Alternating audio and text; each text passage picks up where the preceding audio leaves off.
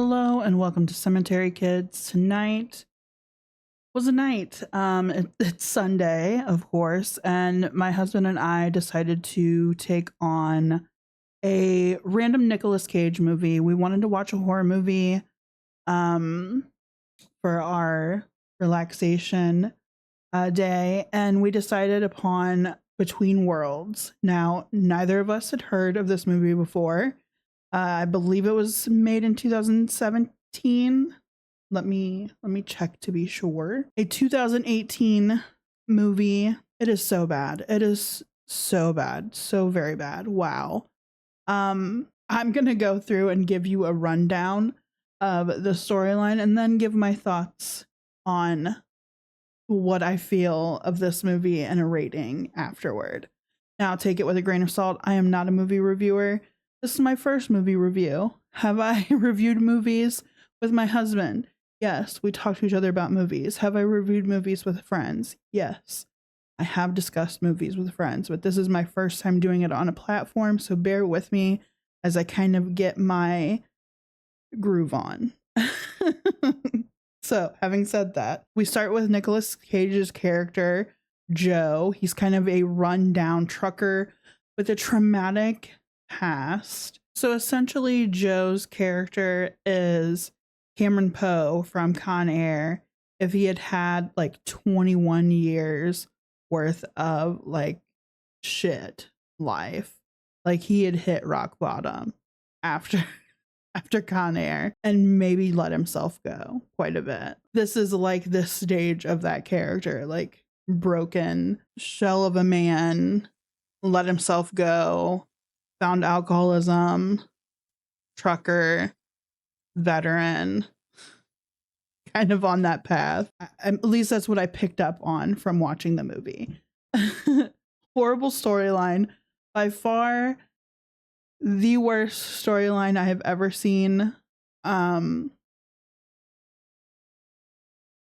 It was bad. It was really rough. And I get it. This director who also wrote this film is still kind of new. They're still kind of a newbie. Their first film was from 2016. What was that movie even? She did Falsely Accused in 2016. Both of these movies didn't have high ratings, so she's not on any kind of streak. I would say the effects were okay. The acting.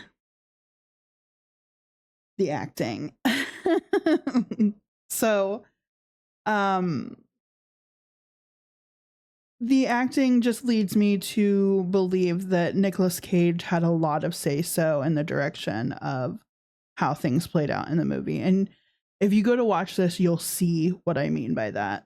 The co-star Julia Franca Potente has the ability to control or move around spirits that are in limbo or in purgatory, which we learn is due to her falling into a lake when she was a teenager that had frozen over, and she essentially drowned and found that she had an out-of-body experience in death, then was subsequently brought back to life and saved, and from then on kind of knew that if she lost consciousness or was right on the cusp of death, that she had this ability. Very weird, very demure, very dainty, but nonetheless she had this power. When Joe meets her, however, she's being choked out in a bathroom stall in a podunk gas station in the middle of nowhere by a random man that she does not know. This is where Joe's character comes in as kind of the savior. He stops her from being strangled any further and proceeds to beat the tar out of the man that was strangling Julia. Because he sees it as, of course, this looks like assault, and he's helping her out. Through incidents happening at the gas station, we find out that Julia's daughter, Billy, had been in a motorcycle accident and is in a coma. Now, Julie explains to Joe that she needs to be strangled to cross over and help her daughter. That's the pickle that she's in at the moment. I know. Random woman in a gas station bathroom being strangled by a stranger that you just saved wants you to strangle her to cross over to save her daughter. But Joe seems to be okay with this. He just seems to go with it, which is very bizarre. If somebody told me that they were wanting to be strangled to cross over and bring people back from the dead, I would look at you oddly. But Joe seems to be okay with it. After Joe takes her to the hospital, we find that Billy was in a motorcycle accident and is in a coma. So after Joe takes her to the hospital and they see that Billy is still struggling, Joe agrees to strangle Julia to bring her daughter back, just without question really or any kind of pushback. Julia thinks that she was successful in bringing Billy back to her body as she sees that she's seeming to recover and wake from the coma that she was in. And so, having felt like she was successful, she leaves the hospital with Joe and they go back to her place. Peepaw gets busy with Julia very quickly, and we flash to 3 days later with Billy still recovering from her injuries, being brought home from the hospital, and Joe still there helping Julia, kind of neglecting his job and how he's been absent for like 3 days without contact to his employer. Julie and Joe continue to bang very awkwardly, with Billy kind of sneaking peeks like a little creep unnoticed. Joe goes to return to work, and lo and behold, they're pissed off that he hasn't bothered to show up for 3 days without a call. He's missed deliveries, he's missed pickups, and he's expecting a full paycheck. They do not give it to him, of course. And upon his essentially getting an earful from his boss about, not making any money, he learns that they're also going to repossess his truck. So through the repossession, they told him that he couldn't collect his personal things, which happens to be the box that he keeps his deceased family's photo in and kind of memorabilia and like a memory box, essentially. He gets a little pissy with that, but through his phone call back to Julia, her being willing to take him in as long as he's helping with her with Billy, everything seems cool with that. She wants him to return back. She liked spending time with him, and the feelings seemed to be mutual, even though it was very awkward. Very awkward. The return home was very awkward for him. He seemed to be almost in high spirits, which was really, there's no other better word for it, awkward. It was really cringy awkward, acting as if nothing was wrong. It wasn't until after some banging and after getting high with Julia, he kind of divulges to her the pickle that he's in financially and the fact that he can't get back his personal property because he owes money. So Julia, being the saintly woman that she is, though naive, very saintly, decides, well, I'm going to do a good deed for him. And the next day decides to run into town. Unbeknownst to him, she just tells him she's running errands or whatever, went into town.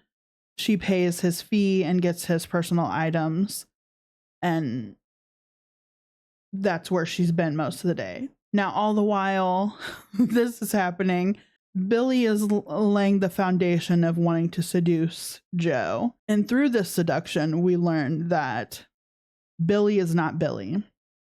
Billy is actually Joe's deceased wife that had mysteriously ended up in Billy's body. Kind of a Freaky Friday-esque transition there into oops, wrong body. I think I'll have mine now. Joe's wife trying to rekindle that relationship with Joe, and just a montage of a lot of sex, a lot of very memeable Nicolas Cage sex scenes. They are so cringeworthy that you didn't know whether to laugh or feel bad about the situation. It was absurd. And also, through watching this movie, I noticed the wardrobe was very weird. It was just very Nicolas Cage coded. There was a lot of bracelets and rings, and he was in like biker gear. He went from trucker to biker and was fixated on bikes. And I don't really like, he had to have had some kind of persuasion to the story, because I don't feel like this folded out in the original story by who wrote this. But we also see that kind of wardrobe aesthetic crossover to the other characters in the movie. Everybody seems to be, the two main characters seem to be very heavily not modified, heavily tattooed. The Julia character is tattooed, and then Nicolas Cage's character Joe is tattooed. And then we get Billy with the rings. They mimicked Joe's rings, or Nicolas Cage's rings, worn as his character. It was just very odd. And I'm just like, it's a thing that I picked up on, just an odd discovery. But through through the awkward banging, we then get Julia returning home from her good deed, her saintly deed, as a person trying to do something nice for somebody that they like, that they appreciate. And she's met with Joe trying to fix himself, and she just knows something's up. And then she catches Joe and Billy in the act. Well, Joe and his wife and Billy's body in the act. And Julia, of course, is distraught because she thinks that he's just banging her daughter. And here he gives her the excuse of, no, this isn't what it looks like. She's actually my wife. My wife got into your daughter's body. Whoopsie. I'm not sure what happened in that time frame to where we got Julia traveling while Billy and Joe were trying to come up with a plan of escape, like Bonnie and Clyde together. And Julia meets up with a random nurse from the hospital stay with her daughter, and this person somehow noticed the supernatural abilities of Julia, and so Julia confided in this person and found out it was possible for Julia to have accidentally brought back somebody else's spirit into her daughter's body mistakenly, especially if there's other people around who have loved ones haunting them, or spirits, kind of leading into Joe's situation of the traumatic of experience with having lost his wife to a fire. There we go. Julia then heads home and confronts Joe about needing him to strangle her, to put Billy back into her body, and essentially kick Joe's wife out.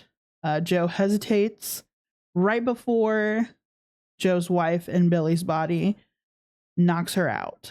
Now Julia is out, and this leaves Joe's wife plotting that they need to rob Billy's friends, which were, I'm assuming one of them was a romantic interest and the other was just his friend, but they turned out to be drug dealers. And she must have some recollection of Billy's memory, or having gone through her diary or whatever, came to the conclusion that these are people she could rob. So they head to Billy's friend's house and pretty much out the gate bombard them and take out the friend by knocking him out with a baseball bat, and then the other friend is shot. They steal the money, they make a break for it and they head towards, I'm assuming, Joe's house that he shared with his family that had burnt down. It's still slightly burned. And Joe pretty much out the gate has lost his mind when he gets back there. He's hit with the visions of his daughter, and Billy is trying to assess the situation that they're in and kind of come up with a game plan and what their future is going to be like. And then we're hit with the friend coming back that had been knocked out with the baseball bat, and then Julia show up. They have teamed up to rectify the wrong. And this is where it goes downhill really quick, because Julia and the friend, they're, to my knowledge, they're not armed, or they are armed. I don't remember exactly, but they come in hot, and Billy ends up getting a hold of a firearm and has them at gunpoint. And Joe's wife and Billy's body divulges to Joe, who is having a fucking hard time back in the home experience with his family, divulges to him that she actually had murdered their daughter, and then to try to cover it had caught the house on fire and accidentally offed herself. I don't know. That speaks to me as cosmic karma, but Joe did not handle that information very well. And we are hit with a memeable experience once again. And just for some really bizarre cuts afterward. So it all happens very fast. Joe kind of walks out of frame and goes to have a mind melt in another room with a Jack in the Box that I guess it was his daughter's toy, with visions of his daughter. And it's so badly done.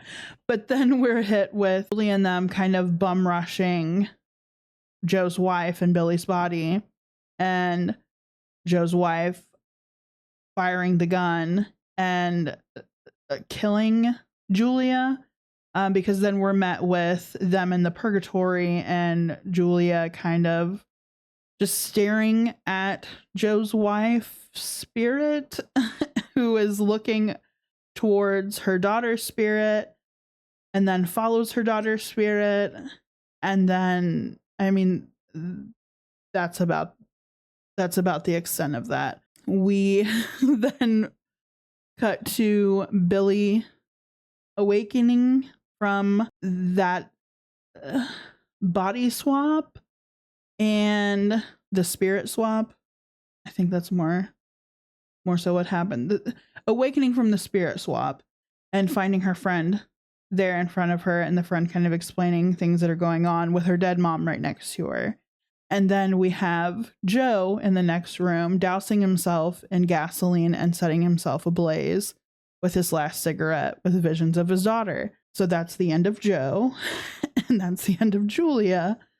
And then we have Billy and the friend leaving the house because the house is once again engulfed in flames. And then the very end is so just... I don't even know why they chose to end it like this. They could have just as easily left this part out. And I don't even know what it really added to the story at all.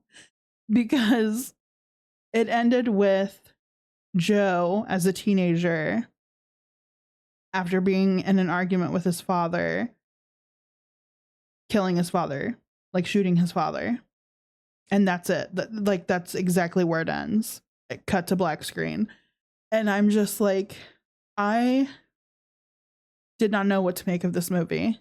I watched it with my husband, and we were both like, this was so cringy, and no wonder it has the most awful rating.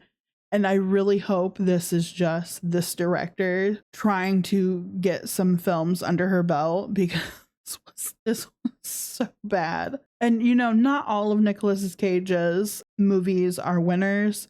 I think he has far more flops than he has that are good flicks, and this is added to the flops. I can't.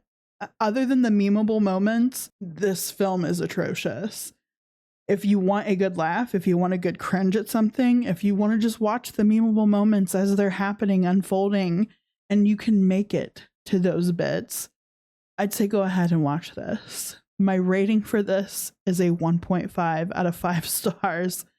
I gave it as low as I could go without taking out the fact that there are funny moments that happen that I don't think were meant to be funny. And then I also just take a lot of Nicolas Cage's side work like this as satire.